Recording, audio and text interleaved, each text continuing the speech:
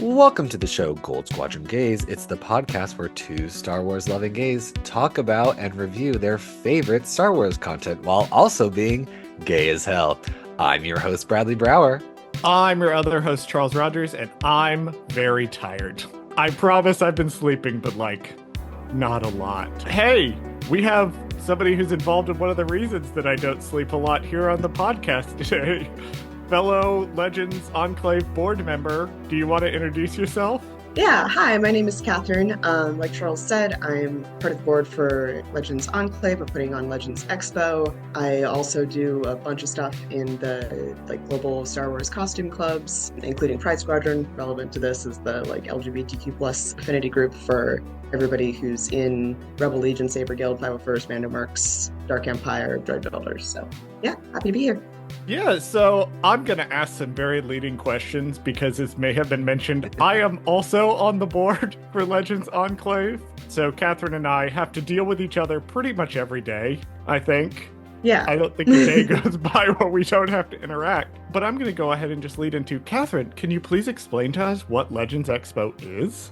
Yeah, so Legends Expo is a convention that's celebrating the expanded universe, aka Legends. Everything that was the books, comics, video games, audio dramas, etc., holiday special, everything before the Disney buyout happened and they declared all that non-canon. There's been a few things since then that are still Legends. Star Wars The Old Republic is Legends. It continues on. And there was one issue of a Marvel comic that was back to the 80s Marvel comics. But other than that, it is all the stuff that has been non-canon for over 15 years at this point. And, we wanted to, a lot of us still really love those stories, and we wanted to create a place where we can celebrate that and, go talk to each other and talk to the authors and the artists. So that's what we did. We had an event under another name that the team planned in 2023. That went really well. After that, we started talking about turning it into a nonprofit rather than an LLC. And then somebody hit me head on the highway. And so I was in the ICU and then the hospital and then a nursing home and then an acute rehab facility, blah, blah, blah, for the past year, basically, has been just dealing with that. But I'm doing a lot better now. And so we are doing this again. We are we are going back to I was about to say, I've cut some of those checks. I know we're doing this. Yes, we are going back to the Marriott Convention Center in Burbank, California on September 13th and 14th, 2025. It's going to be a great time. We're going to have a bunch of authors there, artists, editors, etc. Yeah, it's going to be awesome. Yeah, for our audience specifically, because I know there's a lot of our audience is mostly people who've come in for the new TV shows. So it's mostly people who've watched a bunch of the new canon stuff and maybe is not familiar with the old canon. One thing that I wanted to bring across with Legends Expo and one thing we really want to do with the event is you don't have to have been a hardcore fan of Legends to enjoy the event. There were panels at the previous event that the team planned just explaining what Legends is. And even if you are a hardcore Legends fan, there's a good chance there's going to be stuff flying around that you don't know. So I know that's one thing that we're really looking at is it's both for people who love the expanded universe and have loved it forever, but also people going, what's this whole Legends thing about? And why do people keep making references to it? Why does Dave Filoni keep making references to this thing that I don't understand? Yeah, and that definitely is a really important part is that we want this to be a welcoming space for everybody. We want this to be an inclusive space for everybody. And one aspect of that is, we want to welcome fans who want to learn more about Legends, who may not know a lot about it, and they there's so many things within fandom. We're going to get to one of them in this episode because there's something in this episode that is so close to something that happened in Legends that the fandom has just taken and ran away with. But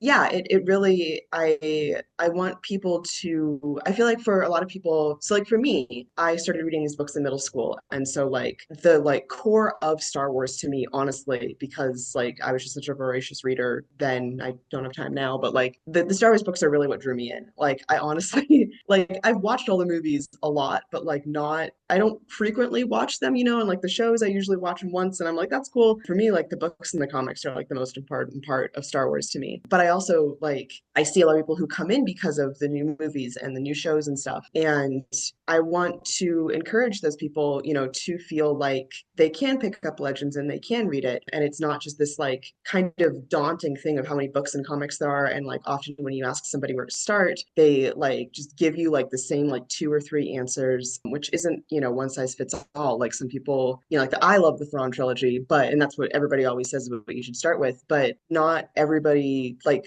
their favorite characters or like what interests them most in Star Wars might not necessarily be something surrounding the original trio and, the post episode 6 New Republic things. Like they might be really interested, like if they are super into the High Republic, I would, lean them more towards like the Dark Horse Comics, Republic Comics, which is set in the prequel era, but it's very much like the ones that are before episode 2 You're are talking the very, 98 ones that I'm reading right now? yes, Okay. yes. Like it's a very similar vibe to the High Republic, and that like, this is the Jedi in an era where, things are not completely falling apart in the galaxy. And there's, really interesting stories. Like the 90, yeah, the Star Wars 98 by Dark Horse Comics eventually became Republic Comics and they didn't start renumbering them, which is very confusing to people, I know. But yeah, and like Charles said, we had panels last time around at the other event, specifically like to help like walk people through like different entry points for Legends. And honestly,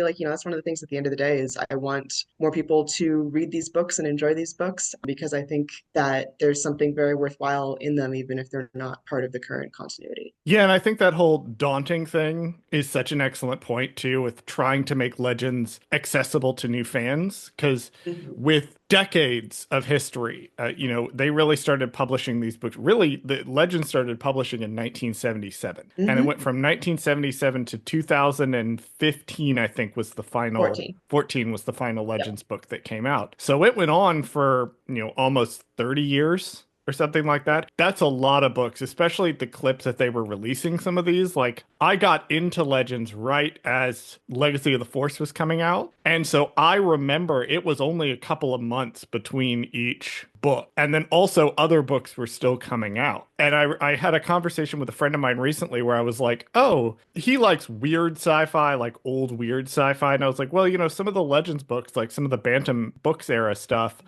that might be really good for you to read because that was before we had a unified idea of what Star Wars was and it could get weird. He sent me the timeline of Legends media on Wikipedia and went, okay, so where do I start? Yeah.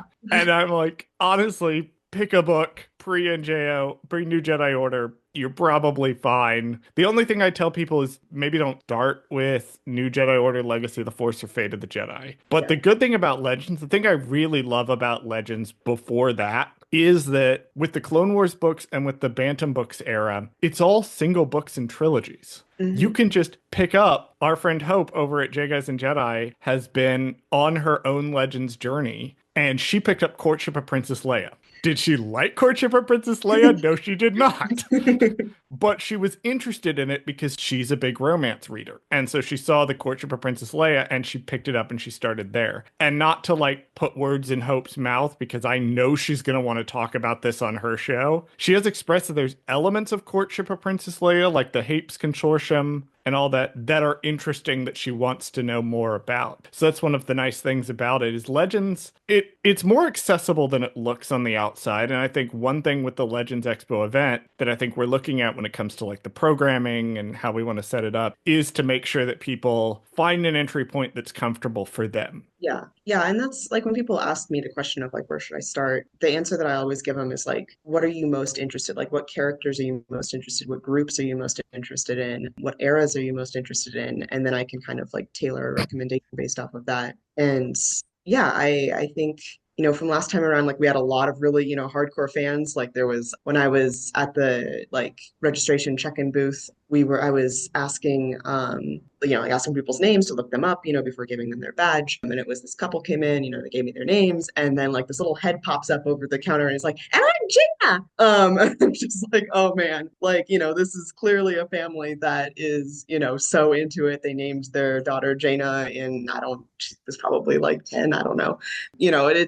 Like you have that end of the spectrum where, you're naming your children after these characters, but then you also have people who, they just kind of saw that there was a Star Wars convention happening, wandered in and picked up some books, are, learning about what this is. So yeah, I think it's just a really great thing. I'm really happy to be part of something that, and that was always like going into this, that was like one of the main things for me, is that I always wanted this to be something that is an inclusive space for everybody for, the wide variety of reasons, from everything like Charles, you and I, we talked about, because we did a panel at the previous event talking about the queer characters within the expanded universe. And I don't do you want to talk about like how you were feeling going into that first, and then like Real fucking nervous. I'll tell the story really quickly. So basically, our mutual friend and also fellow board member Ryan found out I was coming to the first event, and he basically said, "Hey, we've got this queer characters in the EU panel that we can't really find anybody to do with Katherine.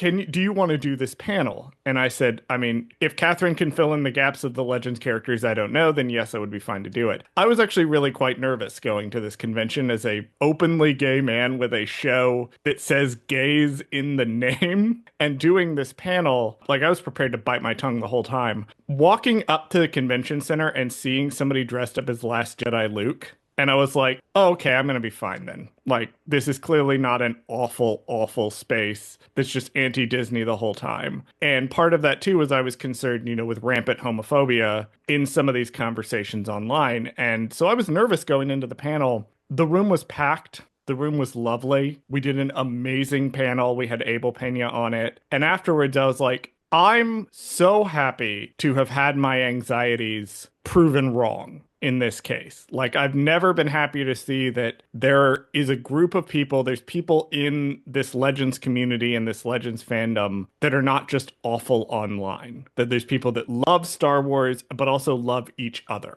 And that was really, really gratifying for me to see the first time around, which is part of why I reached out to Ryan afterwards. I was like, hey, if you guys want me to volunteer at the next iteration of this event, let me know. And unfortunately, I may have volunteered a little too hard. Yeah, because now you're the treasurer for the now board. I'm the treasurer. But that is something, too, that's very important, I think, to the whole team, is it making sure the space feels safe for anyone to come, regardless of who you are, how you feel about the EU, how you feel about Disney. We don't agree about Disney in some cases. That's fine. Everybody coming there feels like they belong there, and they belong there because they love Legends. Yeah. That's really it. We just want it to be somewhere that people can feel comfortable and appreciate the things they appreciate. And, it's really, positivity is something that's really important to us, so that, like there's things that Charles and I disagree on about, like, Disney era things that we like or don't like. And, there's things that Ryan and I like really don't agree on some things, but we're still friends. Like, we can have wildly different opinions about this fictional universe and still be kind to each other. And speaking of vehemently disagreeing on pieces of media, Bradley, who's also been here this whole time. Hi, Bradley. I'm here, I promise. Bradley, we just got Bradley about a year or two ago to start reading the new Star Wars books. So I'm not about to start hitting him with Legends yet. That may happen later this year. Stay tuned for our programming listeners. But hey, Bradley, what are we talking about today besides Legends Expo? The thing causing me to slowly lose my hair. This week, we're talking about Skeleton Crew Episode 4, titled Can't Say I Remember No at Attin.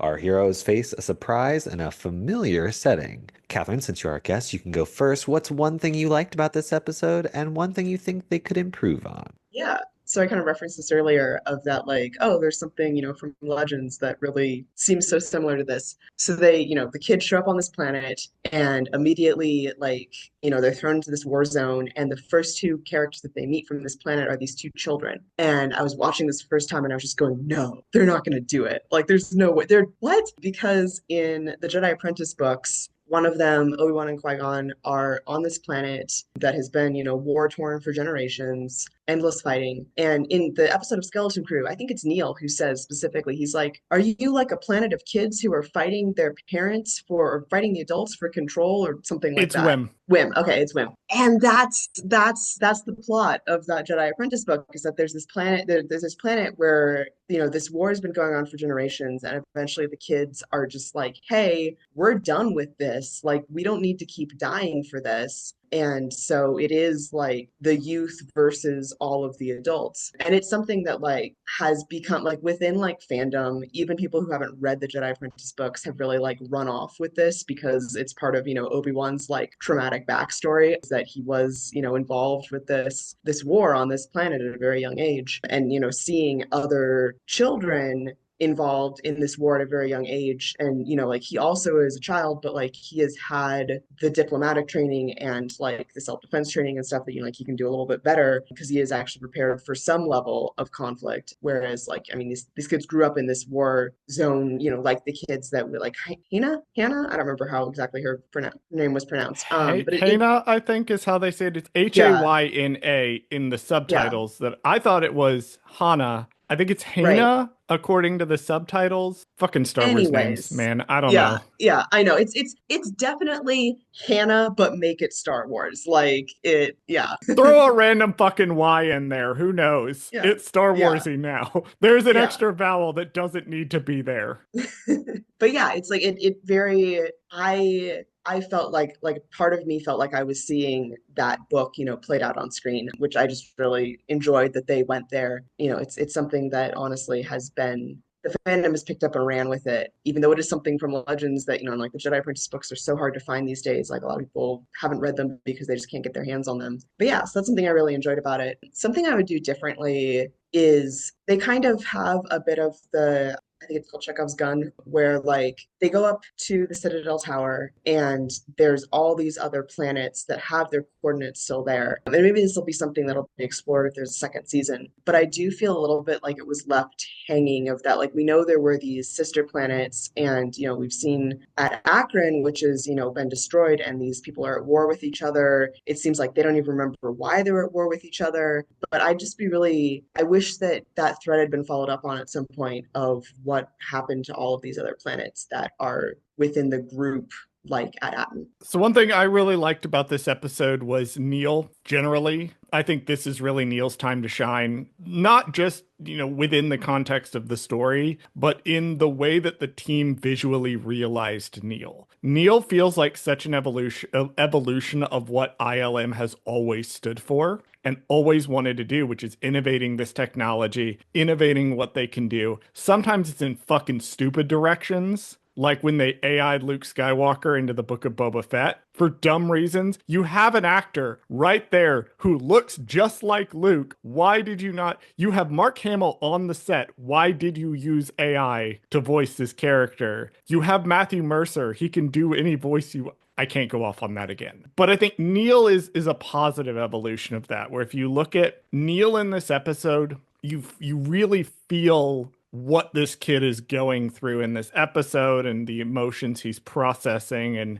how he's ignoring them in some ways and then how he's feeling them very strongly in some ways. And that's the whole team that makes Neil, right? It's everybody that does it. It's not just the kid that's actually providing the voice and some of the mocap for Neil, but it's everyone who worked together to dozens of people who worked together to create this character. I feel like he really shines in this episode. One thing I would have improved on, Fern kind of gets the KB treatment in this episode of where I see where they're going with her, but she has one single moment with KB, and I will point it out. And then in the final third of the episode, she has that conversation with Whim. And I think in the context of this episode, I don't think that conversation felt earned. I think they more strongly needed, because the focus was so much on Neil, that they missed making sure to show us that Fern feels like she's finally in over her head. She finally feels like she can't bluff her way out of this. She finally feels that weight of responsibility for the other kids. And we don't really get that until we get to the tower. And I felt like that did weaken that moment, especially the first time I watched it.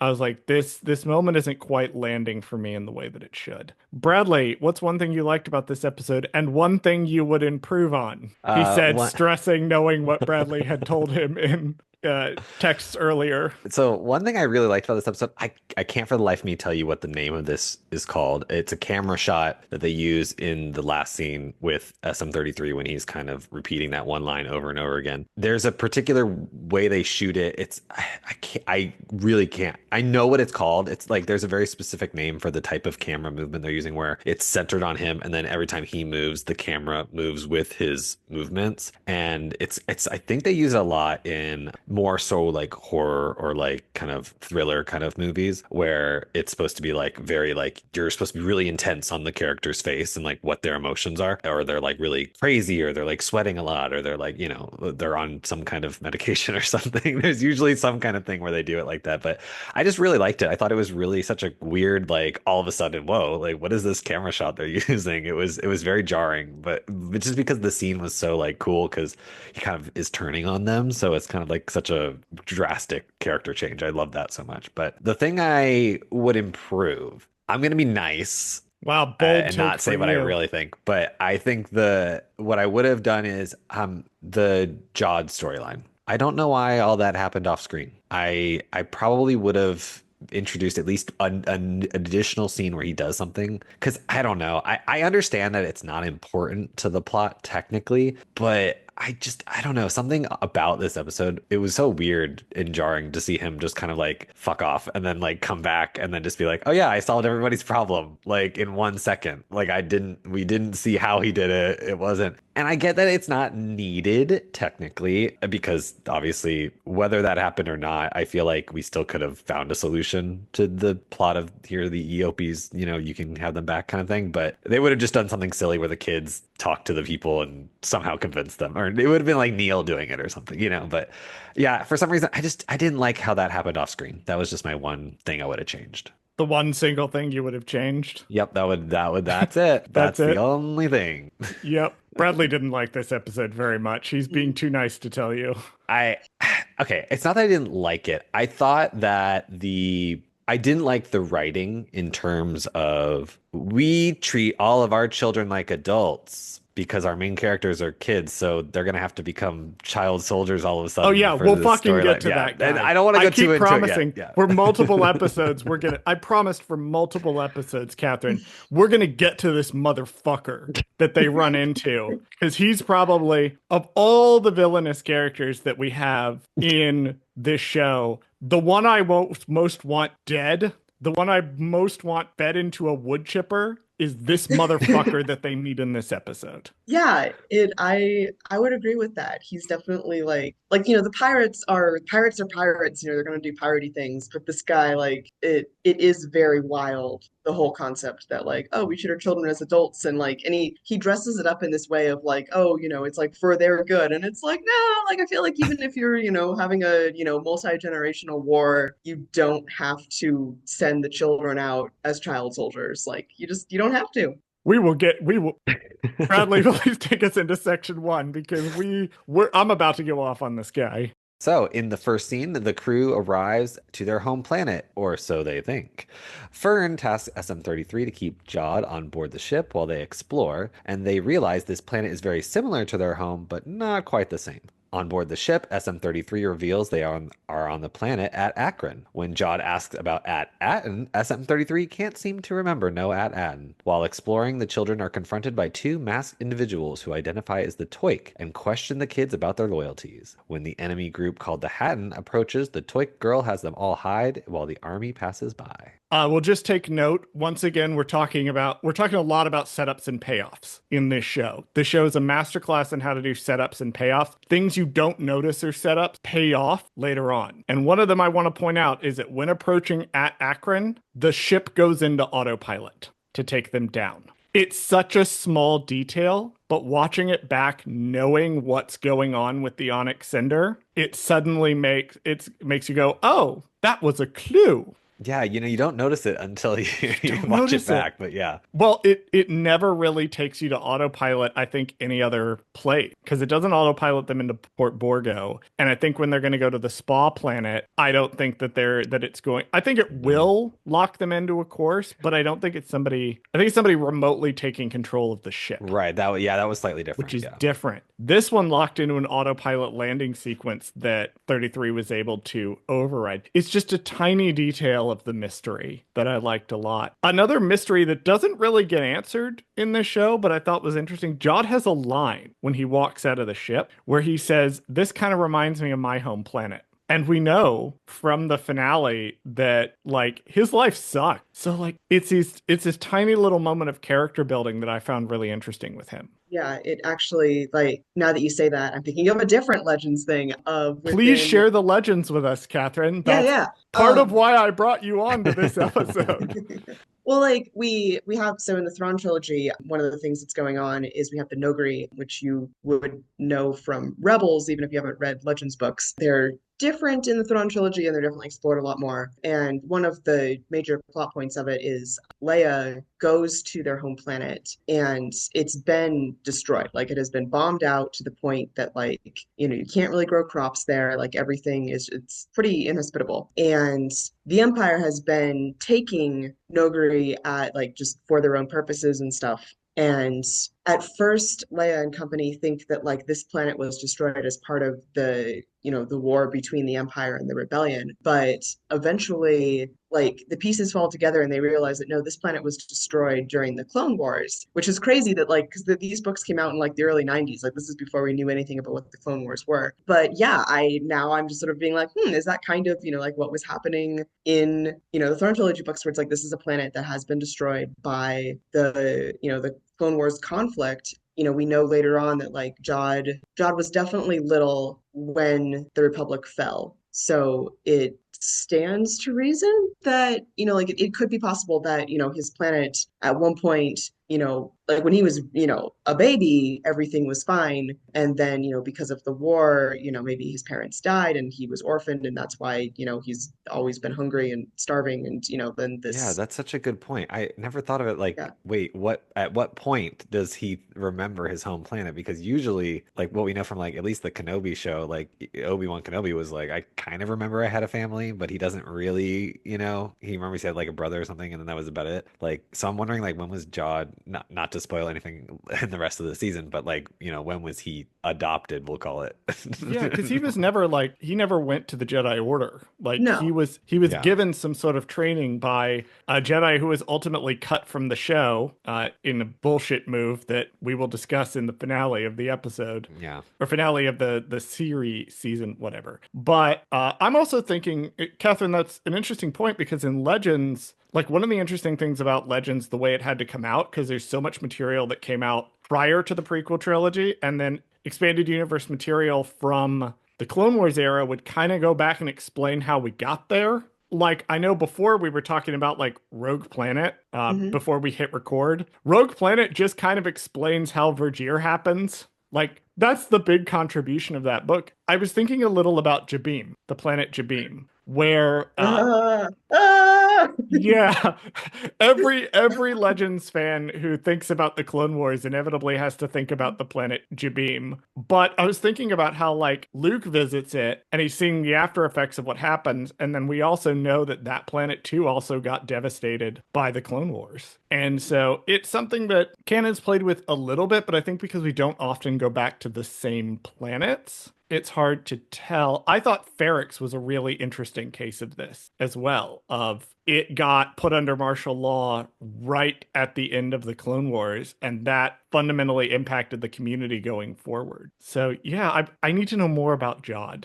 I mean, I just generally need to know more about Jod. Yeah. And when one of the clues from like the actress who was cast as the Jedi who like the scene was cut, like in the photos that she posted, she has a Padawan braid and she's wearing like full Jedi robes, which leads me to believe that like when she came across him, like this was directly after Order 66, because, otherwise she would A, change her clothes to some degree, and B, like unbraid that braid. Like that's a, walking sign of like trouble for her. So that, that's my speculation based off of the clues of that this happened, like she, crawl out of her crashed ship or whatever, came across this kid and immediately decided to help him. You say that like Obi-Wan Kenobi isn't walking around in full ass Jedi robes with a lightsaber in the desert. Listen, we know that Obi-Wan is a very intelligent character, but also But also, not. he is dumb as hell. One fact that was noted, I noted when I watched the episode and then had it confirmed after the fact, was we talked a lot in particularly the Acolyte about production of the ship and how a production can so easily balloon in budget if you're not careful. And if you don't produce a show in such a way that you're making sure that your money's accounted for, you're making good decisions, you're future-proofing your decisions. So you're thinking like if something happens down the line, it's very much the same principle as running a convention actually, I was just to where thinking this. once the ball is rolling, you have to be sure you have thought through as much as you possibly can. And so one interesting production note on this show is with at Achrann being the same planet as at Attin, they just redressed the same set. They only paid for one set and then they paid to trash that set when they were done with it, and then shot the at Achrann stuff on it, which I thought was a really, really smart production move to do this. Yeah, that's a very like Doctor Who type of production move It's of so like, Doctor Who. yeah, yeah. A couple of the Wim has this one line in the scene in the house that I'm fucking obsessed with. He says, "What if we fell asleep for 100 years, like in the Tale of the Knights?" And my literary brain went, okay, so fell asleep for 100 years. That's a Rip Van Winkle reference. And now I'm thinking, A Tale of the Knights. Okay, are they referencing A Knight's Tale by Geoffrey Chaucer? Is that what's going on here? And Bradley's giving me a blank ass fucking look. Actually, no, he's doing something that's even worse, where he's moving his eyes back and forth, which is he doesn't want to roll them, but he can't resist moving them. So I don't know what any of those are. So you're gonna have to Oh kind of man, give a little bit of Oh a. my God. You don't know Rip Van Winkle? come on, this is classic Irving. I went to school in the South. I don't That, think you you know guys what? understand. Good point. Good point. I also went through the first 8 years of the Georgia education system. I do understand this, actually. One of the Bradley has books a we read wonderful in school point. was The Lion, the Witch, and the Wardrobe. Okay. So I don't think, as much as that's a great novel and it's a fun movie, it's not what I would call a literary classic. I mean, that was about it. We also did, I will say, I did in defense when I got a little bit into high school. We did read Great Gatsby at some point and watch the movie Everybody and fucking read saw the Great new movie at the same Gatsby. time. So We all know the green light, Bradley. All of us in the world are aware of the green light because we all had to read the Great Gatsby at some point. there you go. That's about the most classic book I've ever read. Anyway, moving on. Yeah, one of the things that it reminded me of, again, to take things back to Legends, Charles, did you ever read the Vector comic series? Refresh my memory as to the plot. Yeah. So this was Dark Horse Comics wanted to do a crossover comic, but all of their comics were set in different eras. So what they went with is that there's this Old Republic Jedi who gets this like dark side amulet like attached to her throat. No, And I haven't then read this. oh, it's the plot is so contrived because like as soon as Wait, you know wait, wait, wait. Is this that woman who got the thing attached to her throat in the Knights of the Old Republic comics? yes. Holy shit! I thought that Yes. was a weird ending for her. Yeah. So, well, it's not the end because then she like moves through time. And so she's interacting with like, she goes all the way to the Legacy era because they just keep transporting her through time so that they can have this crossover with all the other Dark Horse comics that are running at the time. So that was like what I thought of was just like, oh yeah, they're doing like that I'm wondering if that's the story somehow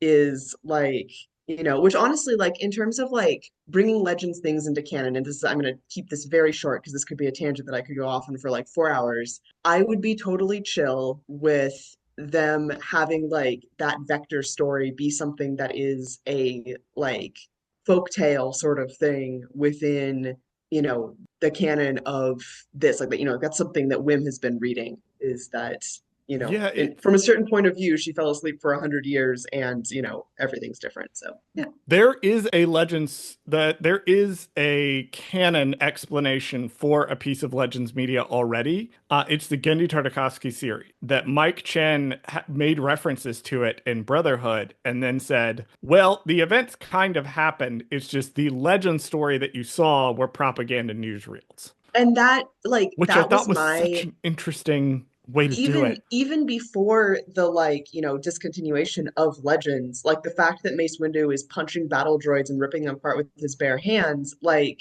and just like the art style of it, like I always saw that as a, like, this is propaganda, like war film stuff that, like, the Republic has put out, and like everybody's teasing Mace about this, of that, like, oh yeah, you know, like, do you even need to bring your lightsaber, you know, or can you just part with your bare hands? And he's just like, I am delighted to tell you that that's not even necessarily wrong, because that kid who sees him do it later starts disseminating like pro Jedi this thing as a pro Jedi story during the rise of the Empire. That actually does happen. That kid like amazing. I is love it. doing, I forget whether he's doing graffiti or he's doing some sort of illicit like Yeah. newsletter or something, but he's disseminating this story during the reign of the Empire. I still need to read Brotherhood. I bought it and I like flipped through to like find the parts with Sister and read them, but then just like life happened and I haven't read it yet, and I really need to. I really need to. Highly recommend, by which I mean absolutely do not do this. I did it. Read Brotherhood, the novel, then Matthew Stover's Revenge of the Sith, then the short story Brotherhood by Mike Chen in the From a Certain Point of View Return of the Jedi.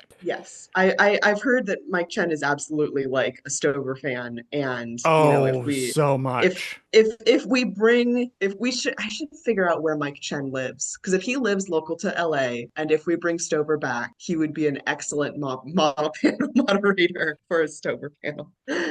All right, so real quick, some details about the scene where they're marching. I love the "What flag do you fly" line, because it's very pirate shit. We remember Andy from Genders, Queers, and Buccaneers, who was on our last episode, was talking about flag flying and how important flag flying was. And they weren't able to super get into it, but what flag you were flying on your vessel is a pretty big deal. And also, I don't think they reference it, but I do know pirates would change up the flags. So pirates would either fly no flag, or they would change up the flag. They would use like a French flag to get close to a French ship and then hoist the, I don't know if this is true. This is just a thing that I heard. Andy could tell me if it was true or not, because they know this much better than I do. But I did love that line. I also loved the visual detail that I forget what the anti-troiks are called, the whatever. The Hatton. Hattin. The Hattons are using a separatist tank, and they're using a ATST driver helmet. I believe is an ATST driver helmet. Could be an AT-AT driver helmet.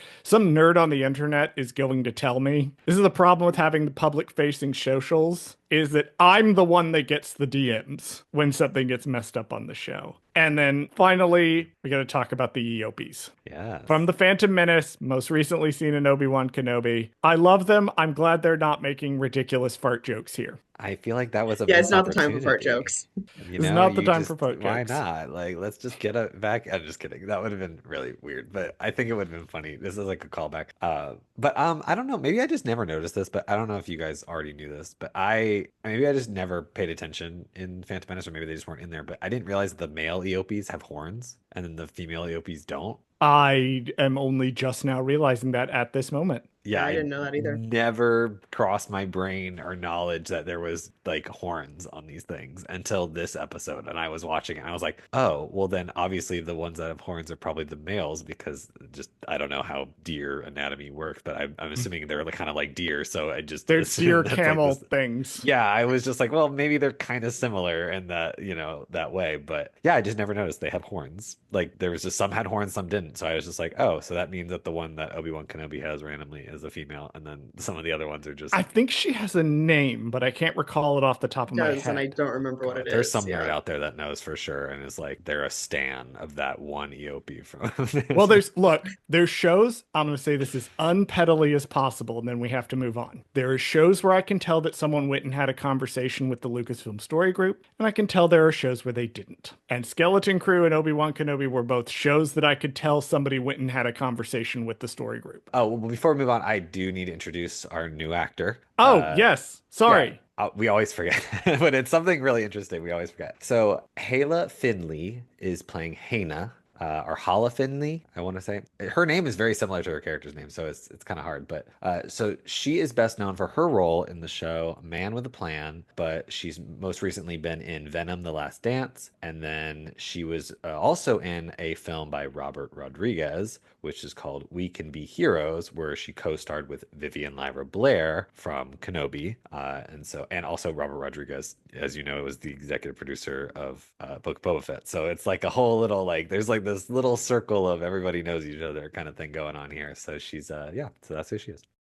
In the next scene, the kids are brought to the General Strix. They ask him for help to find their planet, but he hasn't heard of Attin. Hana mentions the Fallen Sanctum might have the answers they seek, but the general states that the journey would be too dangerous. He suggests the children train with his warriors to see if they'll be able to make the journey. Meanwhile, while Jod quizzes SM-33 on Attin, they are surrounded by Hatton warriors. Please tell us who's playing General Strix before I start talking about this motherfucker. I was gonna say before we forget again.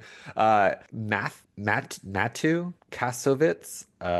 He's French, so I'm sure there's a way to say Matthew, but in a French way. I'm not looking at the word on my screen, but I think it's Mateo. Yeah, I don't want to attempt it because I'm, but he's playing General Strix. He is a French actor and film director. He's known for the film Amélie or Amélie in 2001. I feel like a lot of people would know if I was saying it right. And The Fifth Element, he was also in 97. And he's in a lot of French films and shows that you guys would never have heard of. You are so lucky right now that my boyfriend is not listening. Oh, that's right. He would be so mad. He would be so mad. Bradley has met my boyfriend and knows how he gets when someone fucks up a French thing in front of him. He will start going off in French. Mind you, the man is not French. He just did a French minor in college. But when he gets angry, he will lapse into French. I love that. It's very frustrating. No, this guy's a fantastic actor. Mm-hmm. And I know this guy's a fantastic actor because I hate this man. That's my number one rule for any film or television. If you don't like the actor or actress who's doing a thing, like if you're like, oh my God, I actually hate them, that means they're a good actor. Yeah, if they can play the character so repulsively. Yep, 100%. Because what the fuck do you mean the person who like whacks them in the knees to make them kneel cannot be older than like 6. Like 6, yeah. Yeah. Yeah. That's my favorite part of the whole episode is actually the little kid who's like giving his titles out like John Baratheon, first of his name bullshit. Like I love when they do that because it's so hilarious because this is clearly like some kind of post-apocalyptic, kind of setting, Mad Max kind of thing going on. And I love that this general is like their essentially king/leader and he's got all these titles and it's like a 5-year-old getting the titles. Yeah. It's very like Warlord kind of feel. Warlord with child soldiers kind of feel. Mm-hmm. And like that's just communicated in the visuals. It's communicated in how they shoot, how they light the scene. Like the first scene where they meet him and he's like, the whole table's just shrouded in shadow. And like the more he talks, the more you're just like, what the fuck is wrong with this guy? Because I've brought up before on previous episodes, I've said that the show is in a lot of ways exploring the relationships between adults and these kids and how different adults react to kids differently. So Jod reacts to the kids differently than Melna does in episode 2 and differently to how Kim does in episode 3. And we have instances to where people like Melna and Kim are being responsible and recognizing that these are children versus people like the pirates at the noodle stand or Jod that are treating them like they're just adults. And this guy's almost worse to me because he knows that what he's doing is fucked up and he does it anyway. Yeah. Yeah. And you wonder, I mean, like you wonder what his childhood was like. Like you wonder when this war started because, just like the timeline of the galaxy, and it's asking the question of, like when was this planet destroyed? Like the fact that we do see the separatist tank and the Imperial helmet, like was that stuff because they talk about how they trade the UP hides for munitions. So like, did those things come to the planet with one of those trades? Or was that like, was the separatist tank already there because was it Clone Wars that destroyed this planet in the first place? So yeah, I want to know, and obviously like there isn't time to go into it in the show. It wouldn't be good writing to try to force it into the show. But like me personally, I'm curious about like, what because Hannah has a line too of that like the old ones say that every generation grows weaker. So like it's been multiple generations that this war has been going on for, or at least a war has been going on for. Maybe originally it was the separatists versus the Republic. But yeah, I don't know. It's have a lot of questions. I'm looking forward to there being a guidebook or whatever published, or some sort of tie-in, something, or maybe in another season again if we go back to the like what happened to the other planets. Maybe that'll explain what happened with that Achrann. So yeah, I'm curious. Want to know more. I fucking loved that line so much. It's technically in our next section, but I'm just gonna say now that each generation grows weaker. Like, and it's a prevailing theme in this episode that Mhm. each like war weakens you over time. That we see this group, this troiks, and they're very small. They're all living in one building. A lot of their rank and file are like these kid soldiers that they're having to put out. And it's part of the tragedy of war, right? General Strix is continuing this cycle of violence. Like by this point, he's actively started leaning into it to the point he's involving his own daughter repeatedly in this. But at the same time, this war's been going on for so long that they don't know anything else. He as an adult can't conceive of another way to do this. And it's only Hannah around about the end of the episode that kind of comes close to thinking of maybe doing things a different way, but she's even still, because she's so lost in this culture of warfare, she can't conceive of a world where people are just kind to each other. She can't even wrap her brain around that. She has to default back to what she knows, which is what her fuck ass dad taught her. Like, I can be sympathetic for the guy growing up in like this war torn place, but I can also be like, you could have also stopped this and you have elected not to. Right. You And have he elected also, to keep like going. he can prepare his daughter for the fact that, eventually she's going to lead and she's going to be responsible without being cruel. Like there's a lot of things that he does that are just cruel, like,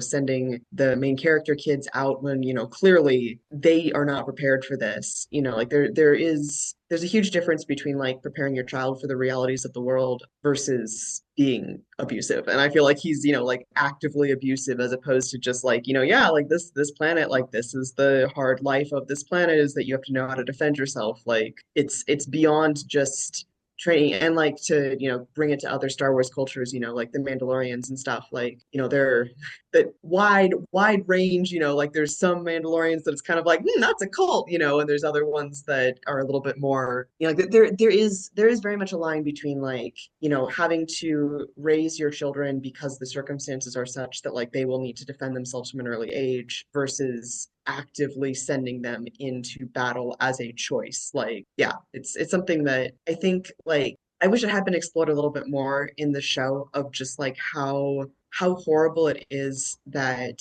just a few people, and this is, something within the real world, like just a few people make these decisions that destroy people's lives. Like we see this happening in multiple places in the world right now where wars are happening, that like there's so many innocent people, innocent children who are being killed because of the choices of just a few adults, and it's not okay. And, I wish the episode had like explored that a little bit more, of just how wrong it is. Yeah, and I think it's an interesting too, like compare and contrast. You bring up the idea of like having to do something because it's become cultural versus having to do something because it's a necessity. Because we just saw in the Ahsoka show, we just saw live action Ahsoka Tano in the Clone Wars, and she's a kid. Yeah. Like it's very clear you can miss it a little bit because of the animation in the Clone Wars, but seeing her in live action hammers down really hard. She's a kid. Yeah. And Legends did this, Canon did this. Both of them, I think, have explored it in their own ways. The idea of the Jedi Order having to send Padawans into battle, or having Yeah. to send them in dangerous situations, or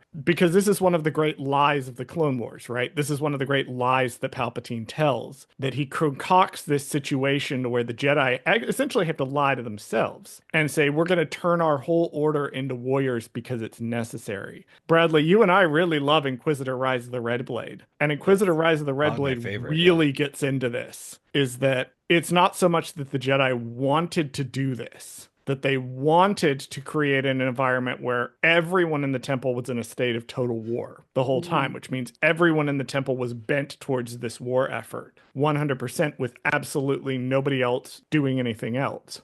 But they told themselves they had to do all of this stuff. And that's where a lot of the rot really started to expose. And we see in Clone Wars Season 5 as well, when people start blaming the Jedi. Because the Clone Wars was this masterful gambit to essentially twist the Jedi from their original purpose. Phantom Menace era Jedi would never fucking have gotten involved in this. Never. Yeah, and Never. it's interesting because like, what's the other option? Is just let the clones go out there and die alone, like without any help, which, that also is wrong. That is bad. Like that's not a correct, like it's a no-win situation. And there's a few Legends books as well that like go into it, like Yoda Dark Rendezvous. You see like, a lot of the masters are really concerned about like what this is doing to the children, but like there's no they don't see any, like they're so boxed in, like they're like the numbers are dwindling, so like they have kids who are, like monitoring like the comms units and stuff, like, and that's not like it's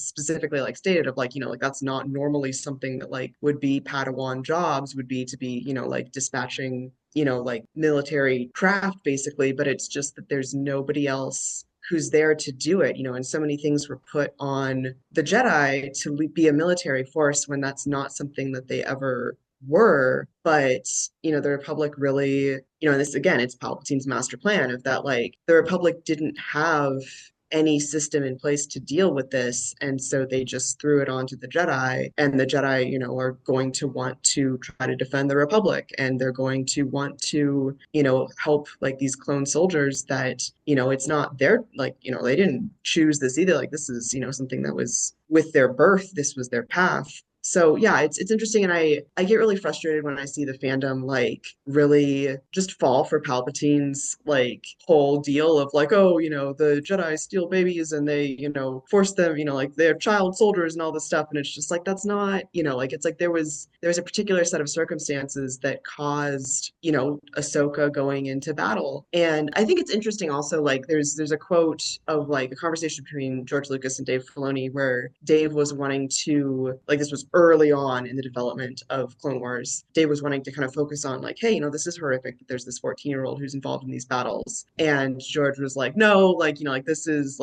fantasy, like this is, like she's trained enough that like she has this, like don't go into that. Like this is, like the kid is the main character, and that's why the kid is going through these things. And that's something that also like with the Jude Watson books, like it's like, yes, like Obi-Wan has all these traumatic things happen to him as a child, but like that's, you have to understand the context of that, like these are chapter books, which so like, there has to be a kid who is the main, like that's middle grade in general, is that like the kids have to do things on their own because they're the main characters of these stories. And, we shouldn't necessarily try to read into like too much, whereas I think it's a bit different with Skeleton Crew, where like, the kids from Attin are, like they are the main characters. Like these things have to happen to them without an adult really, Jod is kind of only there a little bit for them. But, we could have seen it's in such a stark contrast of that with the at Achrann children, like what they have been forced into as compared to how other people,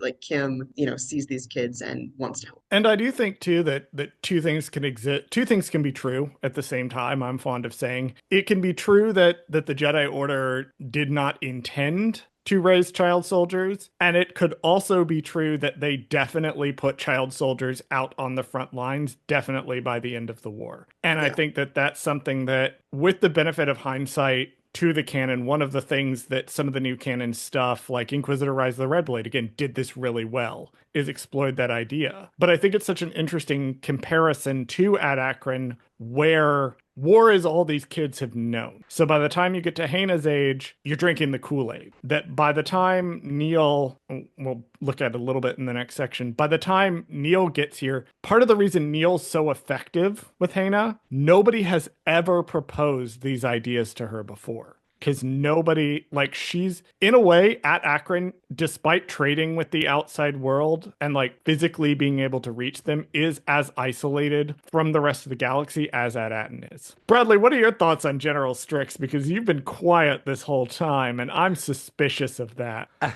It's not that I don't really have a lot of thoughts on the general itself. I just think it's more of the I don't really enjoy the writing of we treat children the same way as we treat adults. I feel like that's only written here because our main characters are kids, and so we needed to have scenes where they use blasters and they're training to be soldiers. You know what I mean? That's in the next section, but I don't know if I like that writing because I feel like it's just kind of like that's not realistic. Like in even in Star Wars, honestly, of yeah, all of our kids are soldiers. That's why we're gonna treat you guys just like adults, not like kids. No, you're treating them like adults because you have to for the plot because this is just what we have to do for this episode. Like, I don't know. I didn't like it. I also didn't love like there's a part where Hannah says like randomly with no context whatsoever of just like, oh, what about the sanctum? Like, and it's like, wait a minute, why is she like bringing up this like what I would assume is secret information to these strangers in front of them?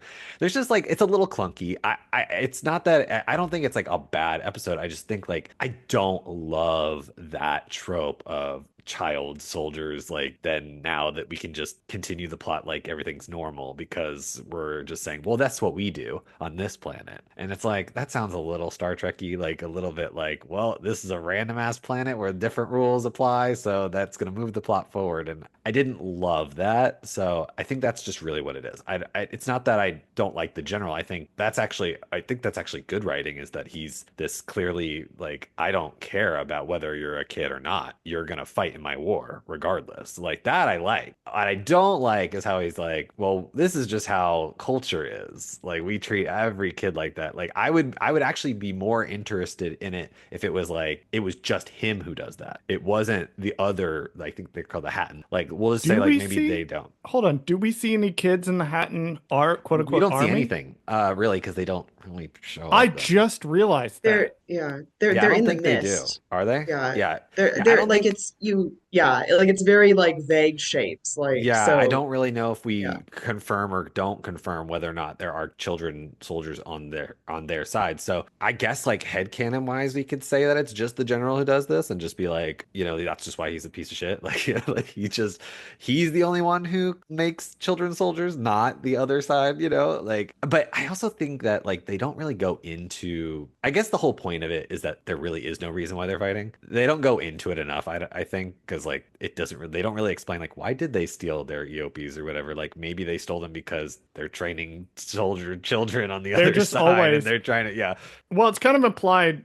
We'll move on to the next scene in just a second, but it's sort of implied that like this is just a thing they always do because Hannah mentions like they stole our Areopes, so we're gonna go steal them back and then we're gonna burn their granary. And it's this very simplistic depiction. I don't think it's necessarily bad. I disagree with you on that point, and I'll elaborate why on the next section. But it's this very simplistic description of cyclical war. That they did something to us, so we retaliated. So they retaliated to our retaliation. And so we retaliated back. And this goes on and on and on forever. And nobody ever fixes it. And everybody just keeps hurting each other. Like there's more atrocities that keep being committed because of atrocities that were committed. Like I mean, like obviously stealing, horses basically or a piece like that's not an atrocity the way that other thing. But like you would assume that like atrocities have happened to get to the point where children are fighting. Bradley, we have to move on to the next Yeah, I section. know.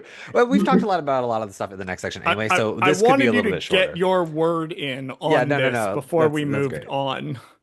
In the next scene, the kids are practicing with blasters. Neil and Hannah bond as she shows him around the camp. She shares her ambitions of leading the clan, and he shows her his kindness. Neil shares his ambitions of being an analyst and how they never fight on Attin. Back at camp, the general is inspired by Wim's fighting spirit and gives the group the honor of leading them into battle. As they reluctantly lead the troops into combat, they run into Jod, an SM-33, who has recovered the herd of Eope for the Troiks. He accepts the kids as the reward, and Hannah leads the group to the Fallen Sanctum. Neil says his goodbyes to Hannah. So we did cover a lot of my early notes in this with the every generation grows weaker. So I have a note here talking about this sort of going back to the last idea I said, which is this is a very simplistic story of the cycles of violence. And I think for me, understanding that this is a show really geared toward like older kids. And we've talked before, Bradley, about how anybody can enjoy the show, but this is also a show that's written for older kids, but that takes them very seriously. And I think this is a very complicated topic that they have chosen to do with this episode. And so they kind of have to boil it down to this very simplistic way of explaining it,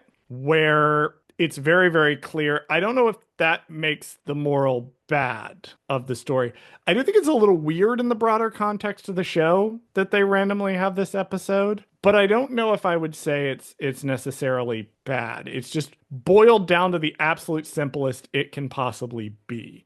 I think that there was some need to show a destroyed version of one of these planets. And like it did set up a couple things, like there being that big cannon on the roof of the school, which, the fact that there's one on at Attin as well, like tells you that that was not something that was added because this planet was, in the civil war with itself. So like what happened for these planets to have those big cannons in the first place up on top of what is the school? So yeah, I think even if it fell a little bit flat and maybe didn't, do everything it needed to with telling a story of the cycle of violence, like there were still important things that it set up in the plot for later on. No, I agree. I guess I just oversimplified like why I didn't like the episode. I think you're right, Charles. I think it's just that the plot is too middle school grade book version of how bad war is. You know what I mean? Like it's like very much like we're trying to explain war to children in a way that makes sense, but it's like I want the Andor version, I guess is the problem. And this is not the Andor show. Like this cannot handle those mature themes of those things. And so they do it in I think a decent way, but I think you're right. I think it's just a little too simplistic. I think they're like, there's just no reason to the fighting whatsoever. Like we don't ever see anyone die. We never see any battle. We never see anybody fighting. We never see like literally nothing. Like there's at any point in time, even when they're like, oh, let's go into combat. You guys can lead us. It's like they don't actually fight. They don't actually do anything yet because it's immediately stopped by the Jod being peaceful by being like, yeah, I already bought the Opies off these guys. They're more concerned with the gold than they were fighting with the Troiks. Like, and I think that's what it is. It just boils down to it's too simple of a plot. I think that's the problem because it is a side quest episode. It is an island hop episode. So they couldn't go that far because that's not what the show is about. The show is not about, the atrocities of war. Like, that's just not the themes of the show. It is a random thing to put in this episode. I do agree with you, Catherine, though. Like this was more of an episode to sprinkle in the Easter eggs of why these planets are so important and what the mystery is of what these planets are that we don't find out until a little bit later on. But I guess the cannon I never even thought about it, but like, yeah, the cannon on top of the school is like a big red flag because it's like, she says, oh yeah, they clearly needed those back in the day to fight each other or whatever. But we learn obviously later on that nope, those are clearly just for defense against their planetary defense. Planetary defense. Yeah. I'm reminded a lot of the first Jedi Quest book that I listened to, because I did listen to them on audio, because I have a very, very monotonous job that requires me to sit and stare at Excel sheets. And if it were not for audiobooks and podcasts, I would lose my mind. But it reminds me of the first one where the plot is kind of about like basically a hostile foreign takeover of a planet by using a virus that they've put on. It's kind of a hard plot to explain, but I remember listening to it being like, this is a really complex like plot for a chapter book. And it moves so fast.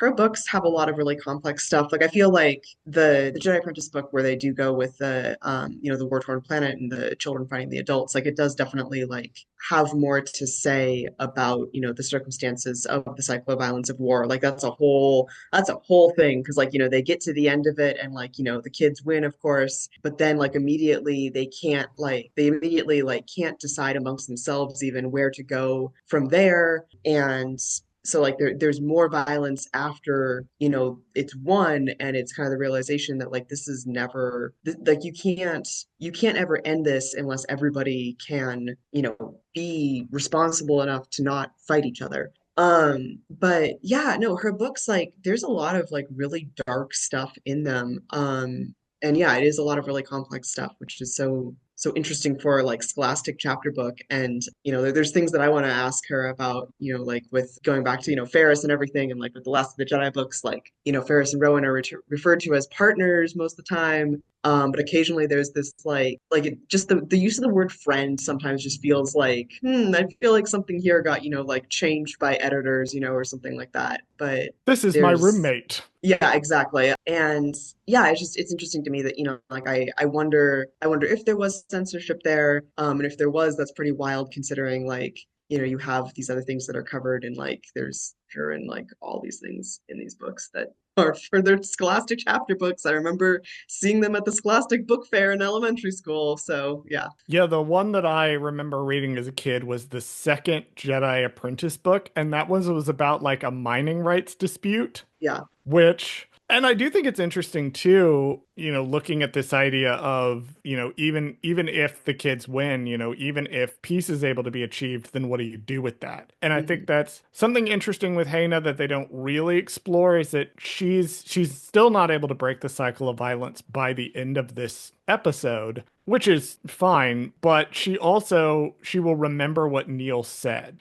And one of the things that canon has done that I like when it does it well, sometimes it does it badly, but when it does it well, like in Claudia Gray's Bloodline, is sort of dealing with the idea of where do you go from here and how can decisions you make in the immediate aftermath of a war resonate down and cause problems later if you're not really addressing the core issues of the war. Like, to pick a totally random example, fascists take over the galaxy for 20 years. You overthrow the fascists in a violent coup that kills their leader, several of their top leaders, aboard the giant super weapon they were building. And then you proceed to not properly prosecute anyone who was involved in this and let them off the hook to go run away and form their other little fascist group out in the outer, like hiding in the unknown regions before they show up with a what the fuck did you think was going to happen in 30 years? That they weren't going to show up with an even bigger planet-killing weapon? Like, what did you think was going to happen after the Battle of Jakku when you failed to go after these people properly? And it's things like that canon does that it can get interesting. And I feel like it's equally interesting, like with the Legends take on it, where it's like they did try to deal with this, but there were still like war criminals that like got away just because like it's so hard to have a system that's actually going to function, which is, something that we're seeing, right? I don't know how much you guys get into like real world politics on this show, but I mean, like we just saw, all of the January 6 rioters get, granted clemency or whatever. It's something that like it would be equally silly to say that like, oh, the New Republic was able to just like lock all of them up who did, these horrible things. Yeah, I think I like the middle ground better of like the Legends where it's like some people were some people faced consequences, some people did not. Because I think that is, I mean, like, I think that is realistic to like what we saw after World War II, that like, some people were put on trial and some people fled to Argentina. Like, it just I think Well, that even spoilers for Legends, they do put an Imperial warlord yeah. as chief of state. Yeah, eventually that happens. That does I feel happen. like It goes badly. Yeah, I it thought goes you were really gonna badly. say spoilers for World War II, and Spoilers for World War II, spoilers for but World War also II. If you spoilers haven't for paid attention. Legends. The New Republic fall. We don't know how because that chapter never got written, but we do know the New Republic ultimately falls and becomes the Fell Empire. We don't know how, but we know it happens. Yeah, and I think that that's more realistic, and I think that that's something that is important to Star Wars is having realism. Like, I mean, like the original trilogy was very much based off of what the U.S. was like the American imperialism with Vietnam, and the prequel trilogy was very much based off of like the, early, like the conflict in it was very much the early 2000s of, like corporations embedding themselves within U.S. politics and the Bush era wars and all of that. And I think that what we're seeing today of that, you can fix things for a little while, but eventually like fascism is going to come back, and it's not necessarily going to come back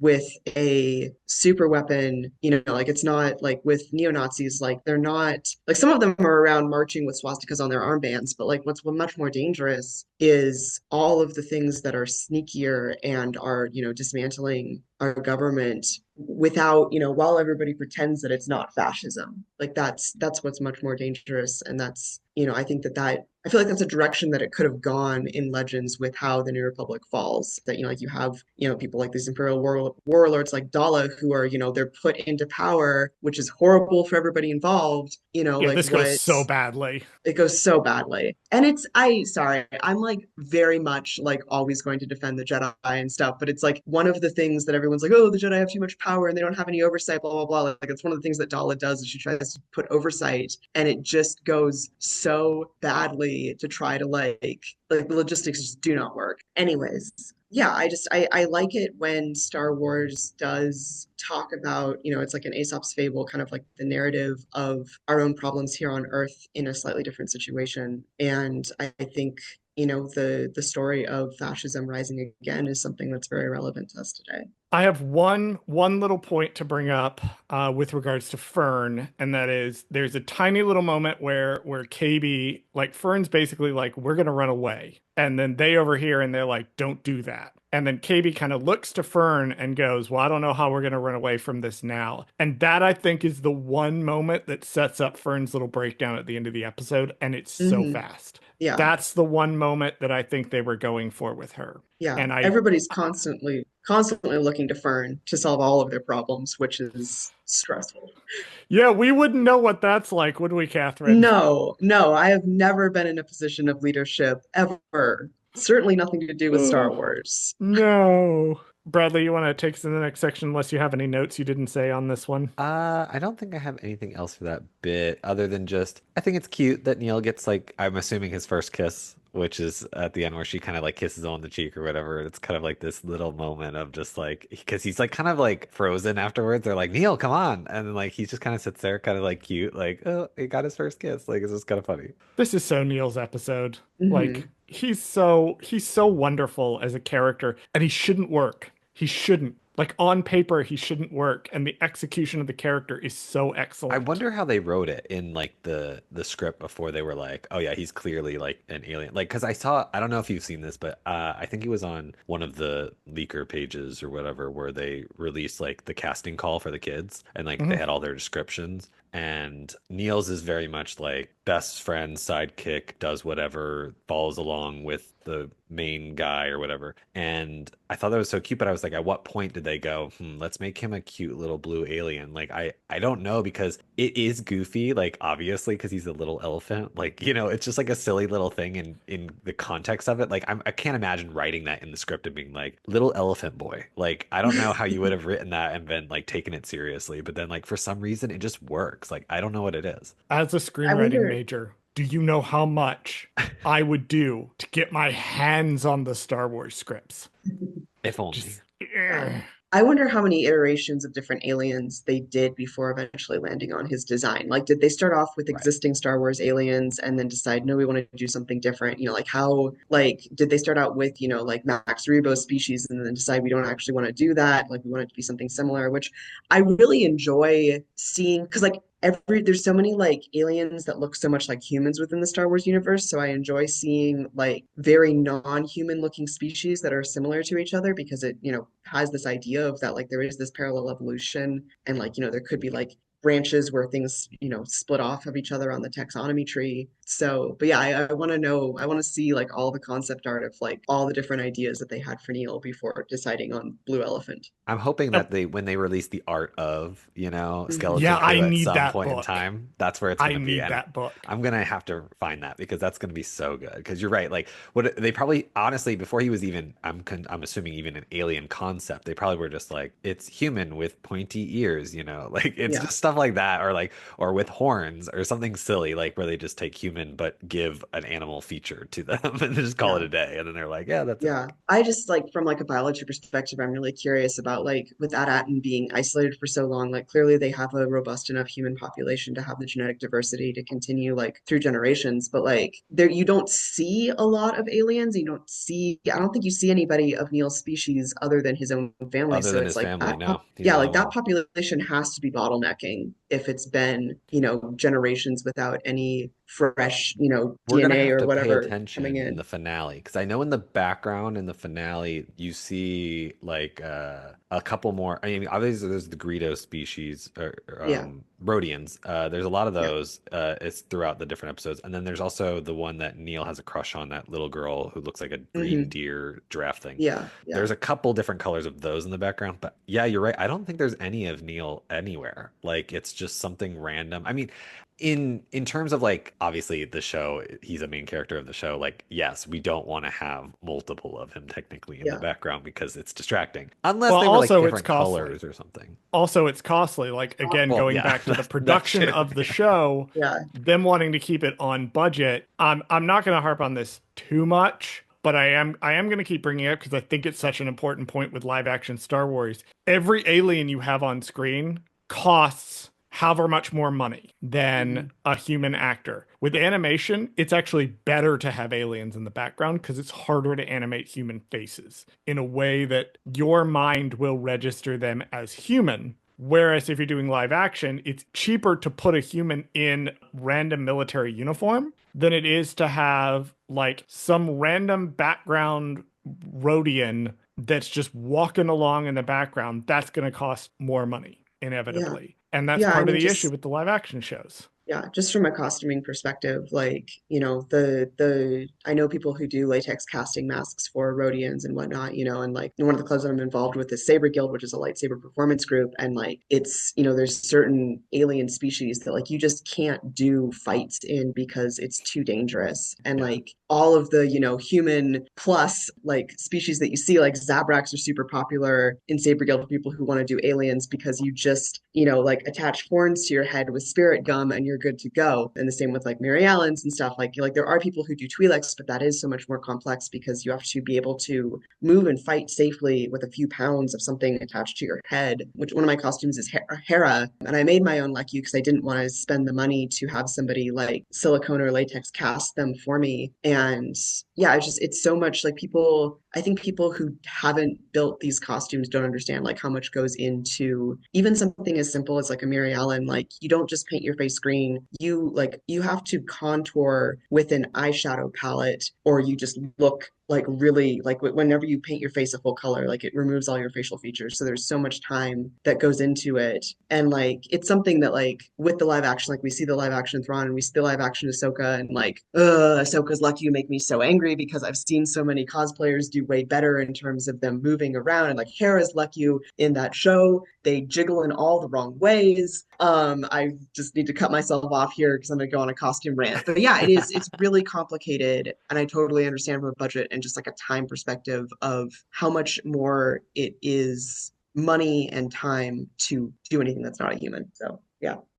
In the Fallen Sanctum, the kids learn of the other sister planets and their locations, but the coordinates for Attin are destroyed. SM-33 reveals that he did it once, but he can't remember Attin. Frustrated, Fern runs off, and Wim follows her, and they have a moment together now that all seems lost, but she is inspired. She uses a memory trick, like she did on her nanny droid, to help SM-33 remember. He seems to remember everything. He recalls that his late captain has also ordered him to kill anyone looking for the treasure on Attin, and as he is about to attack, Neil distracts him long enough for a moment when Jod quickly intervenes and shuts him down. The other children compliment Neil for his courage, and then he faints. I do think Fern has probably never admitted out loud that she doesn't know what she's doing. I That think this is is the first time. Yeah. that's Yeah. the first time. Yeah. But I also have to say that so our friends over at Darkside Divas do counters. Our friends Steph and Chris, and I have shamelessly stolen one of those concepts of the counters for this show, which I'm calling the ding on the whim personally attacks me personally counter. Whenever the show does something that personally attacks me personally, and the frustration of feeling like you're in a situation where you need to be the person to solve it, and even though there's other people who can solve the situation, including people who are older or more experienced than you, and yet also feeling like you have to specifically be the one to come up with the answer, that is a hardcore ding on the whim personally attacks me personally counter, which in this case is the Fern personally attacks me personally Yeah. I counter. was gonna say, yeah, this time it's Fern. This time it's Fern attacking me. Yeah, no, I agree with that. And that Ryan, who does a podcast with Andy, he was telling me like after he saw the first couple episodes because I was behind, and he was just just like, yeah, you know, Becca and I decided to like both girls are you. And I was just like, oh gosh, this is going to be a call out. And yeah, it's been a call out. The first episode was absolutely nothing but Wim calling me personally out. Yeah. Like the whole episode. I love the way that this show understands so much what kind of kid becomes a Star Wars nerd. Yes, absolutely. Like Star Wars is for everyone. All different types of people can get into it. But if you're a kid and you're getting as into it as Wim is into it, Yeah. there's a certain type of person that you are. And this show gets it. I also love how genuinely scary, Bradley, you mentioned this being something you really liked. The moment where SM-33 attacks them is a genuinely terrifying moment in the show. I love that this show is not afraid to scare kids. Yeah. I guess it's just a trope of like, I guess pirate-y shows or pirate things are not really afraid, because I think that's like one of those things where like you always have like a skeleton or something that like comes at like the kids or something, and that's what scares them in some capacity. So I feel like this is like that kind of like, what is it, Pirates of the Caribbean, Black Pearl, where like the skeletons are like attacking kind of thing. Like I feel like that's kind of like this situation. I mean, obviously there's no kids in Pirates of the Caribbean, but like similarly, like it's very much like, oh, this scary thing is coming at us. It's great. I love it. My final note is for this entire episode is, well, you know, at least at least Neil's trying now. God bless him for trying. He's As so we would funny. say in the South, bless his heart. That's right. All right. Well, Katherine, since you're our guest, do you want to give us your final thoughts on this episode? After I do my Yeah. direct goodbye. But, After you do the fucking fuck Yep. me. Oh my God. I am so Charles I'm is the getting most a fucking disrespectful person ever. He does not care shut who up. directs or Shut writes up. anything that we cover. I'm Shut just up, kidding. you overgrown twink. It's not my fault that my brain is full of holes No, and I it's fine. forget. I forget this every week. Every single week I forget we're supposed to do the director and writer of the episode. Because I'm used to shows putting it up top. We're the only one who does it at the end, Bradley. I know. Every other Hey, show you know I what? listen to does We'll the probably have director to and the switch writer it. up front. No, because this is funny. This is comedy. People do not tune into this show for the good analysis or the trivia or the interesting conversation or the production stuff that you and I both know on the back end. They tune into it specifically to watch you and I fight with each other for an hour. And to be fair, I put it at the end because what's the last thing you see on screen when the episode's over is the directed by and written by. So like, why would I not, do that? But anyway, It makes sense. It just fucks with my brain. I know. Maybe for Andor we might switch it up, but who knows? Like, Well, if you switch it up, that's going to fuck with my brain. You know what? Just take us into the fucking thing. Okay. So, as I've said before, the episode was written by Christopher Ford and John Watts, as every episode is. This week, though, we do change it up a bit. The directed by is two different people. It was directed by Daniel Kwan and Daniel Scheinert, I want to say. As a duo, the Daniels have directed music videos, mostly famously, I saw was Turned Down for What by Lil Jon and DJ Snake. What? Yeah, they're really into music videos. It's like their big thing. But they decided to jump into TV and film, and they only have two feature films that they've directed. You have heard of both of them. 2016, they did Swiss Army Man featuring Daniel Radcliffe. I don't know if you've seen that movie, but I that is have. one of their movies. And the only other movie they've ever directed is 2022 Best Picture winner, Everything Everywhere All at Once. No fucking way. Yes. Everyone in my life has told me to watch that movie. My best You haven't friend has seen told me to it? watch that movie. My mom has told me to watch that movie. I've never gotten around to it. I don't even Bradley's watch like- Oscar films, Haven't and when either. I tell you I really that need that to. was a good movie, like, Bradley's jaw literally Like, in the I'm- video I'm was hanging shook. open. I I'm haven't shook. seen it yet, and I need to. I really do. I've Yes. got to sit down. I've got I to. mean, you should see I'm it taking alone a just for break. Michelle Yeoh alone. I really do.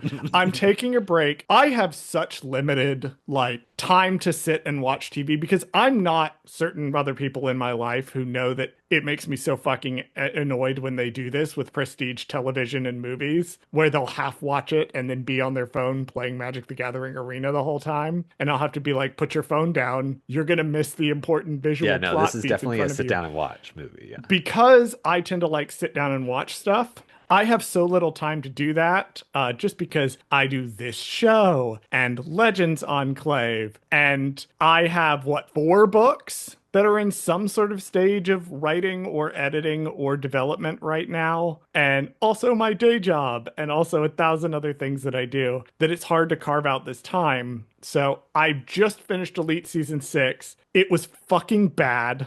It was terrible. Bradley, when I'm done with Elite, I feel like you and I are going to have to do the big Elite bonus episode where I just talk about how this show fucking fell off like a train. Might have to, But honestly. now you've told me to take a break, and so I'm watching Trigun Stampede, and then I might sneak Everything Everywhere all at once in if I I can. have a solution for you, Charles. Quit my day job? No, Damn. have somebody head on you on the highway, and then you'll be laying in bed for 2 months, unable to walk, and you'll have all the time to watch things. Um, I'm good. Thank you.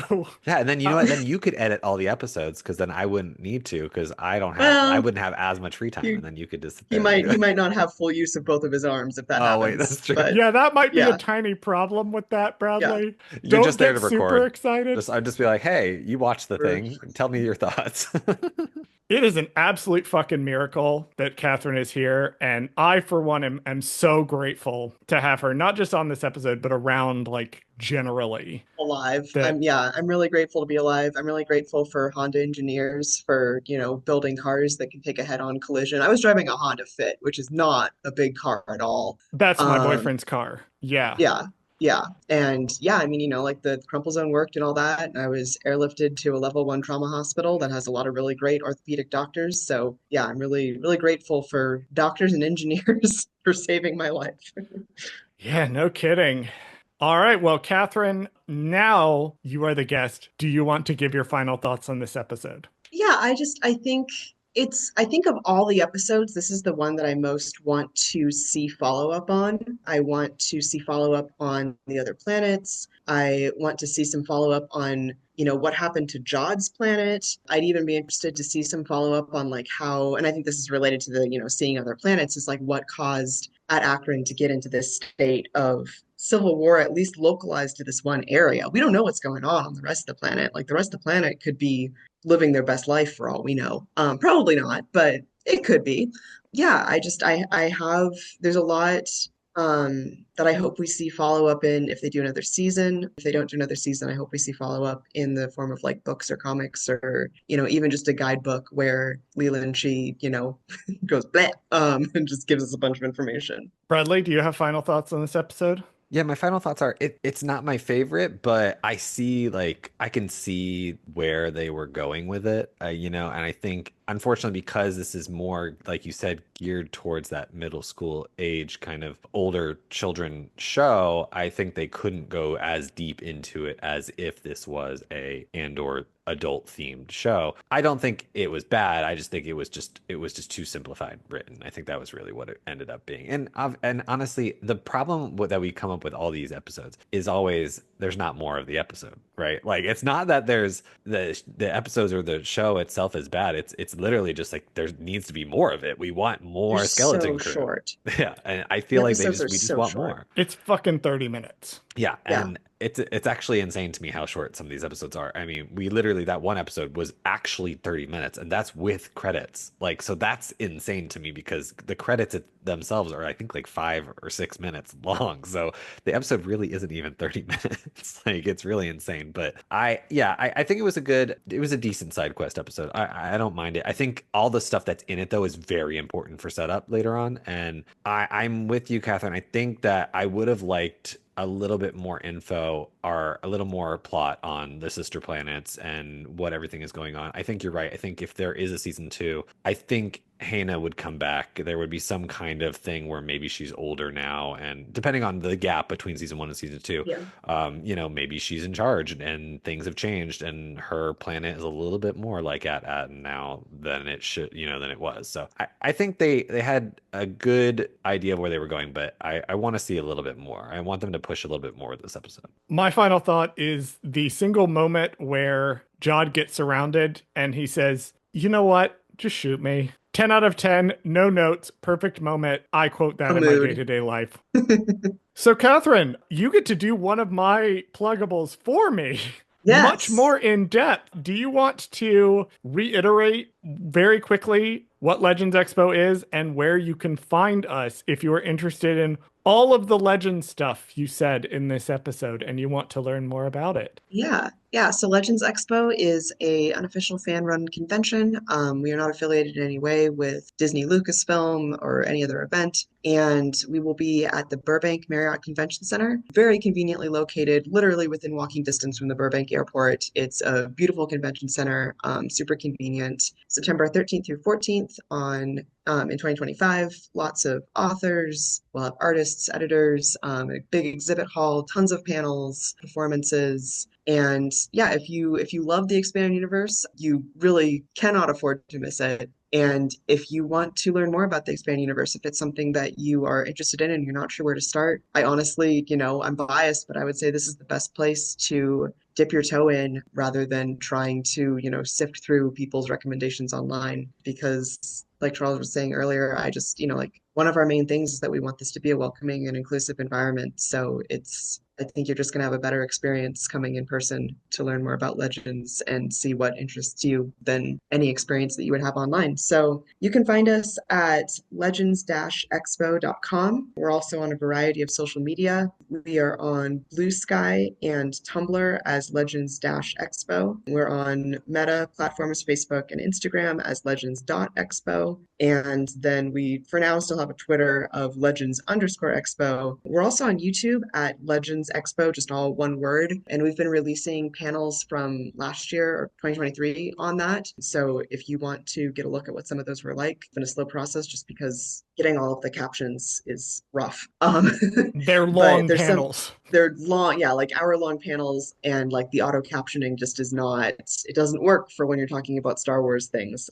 Some of I the, trust me, I it, know the pain. Yeah, when we yeah, do our clips of this show, and I have to check all the names are spelled right and all this random stuff. Like they don't know. Anytime I put at Attin in any of our things, it's like thinks we're saying something really weird. So, yeah, yeah. But we are posting them there. It's really great just to, hear from these authors. Like, we had Matthew Stover out. He hadn't been to a convention in 20 years. So it's a really good opportunity to hear from folks that you usually don't. So yeah, please, give us a follow. If you are interested in, supporting us financially, there's a donate button on our Square site that's linked to in our main website. We have stickers available right now, and we'll be launching some other cool merchandise soon. We have to be really careful about stuff just to stay within the guidelines that we got from Lucasfilm, and not be, breaking anything intellectual property wise from them. But we have, slotted into the holes that we can. So if you feel like this is important to have an inclusive space and welcoming space for all Star Wars fans to celebrate Legends, please consider, following us and donating or buying something. Please, I reiterate Yes. this as Legends Enclave's treasurer. Please, if you want to support us, please do so. And a just shout out to our amazing both website team and social media team and the people who are doing the videos. We have an absolutely incredible group of volunteers that really works their asses off to make sure that the socials are up to date, the website's up to date, that those panels are keeping coming out. Like I can't go through and verbally name everyone because then we'd be here for another 20 minutes and Yeah. just talk about how great they all are, but they're all fucking amazing. Yeah, we're really lucky to have a ton of really talented professionals working on this. And we just really we've really cultivated a great group of people of everybody that you would need to put on a convention. And that's everything from like photographers and artists to, people like Charles who have the experience to be a really good treasurer for a nonprofit. So yeah. Guy who stares at ballot spreadsheets. That's All my day. job. That's my Yeah. job. Guy who stares at ballot spreadsheets. You can find Bradley at a whole host of different reality shows that Bradley has worked on that you can watch on Peacock or Bravo or Netflix. And those include such shows as Temptation Island, Married to Medicine, Queen's Court, The Circle on Netflix. Please watch the shows he is involved in. We need to keep him employed so that he can keep making money, so that he can keep making this show. You can find me at too many goddamn places. You can find me involved in Legends Expo, coming to Burbank, California, September 2025. You can find me on the High Republic TTRPG podcast For Light and Dice, where I play tabletop gaming with a whole bunch of friends of mine. You can find books that I write on Amazon Kindle. Currently, we are looking to expand it outwards. Those are a gay mystery thriller series called Beach House Studios. You can find that on Amazon and Amazon Kindle for now. More coming later. I keep promising information on the third book, and I have it, but I'm waiting for one thing to be able to say something. So if you follow me on socials at CWRogers6, that's CWROGERS6, you'll be the first to know about anything involving a lot of this stuff. Katherine, thank you so much for joining us for this episode. Yeah. I know that when I went to the group sort of chat for the Legends Expo, and I was like, hey, does anybody want to come on and do like promotion for the expo to do Skeleton Crew? Katherine, your response was basically immediate. You were like, yes, I would love to do that. Yeah. So, and I immediately knew which episode too, because I was like, I'm going to talk about the Jude Watson books, because that's just, that's me all the time. That's your thing. That's your thing. That's my thing. My thing is Mara Jade and Ferris Olin. Thank you so much again for coming, and Bradley, you can go ahead and run our socials. Thank you for listening to Gold Squadron Gaze. Did Charles fuck something up? Email us at goldsquadrongaze@gmail.com and let us know. You can follow us on Bluesky, Instagram, Threads, and TikTok at Gold Squadron Gaze. Subscribe to us on YouTube at Gold Squadron Gaze, where we post full episodes of this podcast. If you like the podcast, you can also rate us and review us on your favorite podcast app of choice. Please join us next week and every week for another episode of Gold Squadron Gaze. I'm just kidding. I'm 34. That's why my hairline's receding. I was going to say, you mean genetics. Yeah, my fucking genetics is what's doing it.